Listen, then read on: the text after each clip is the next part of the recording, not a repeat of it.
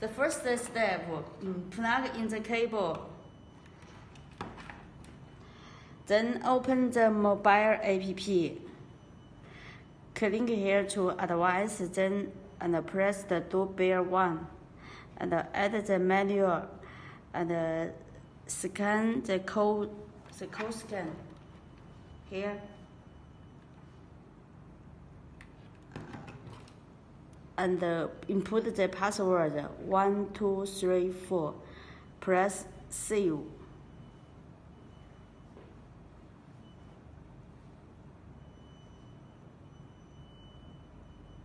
And connect successful.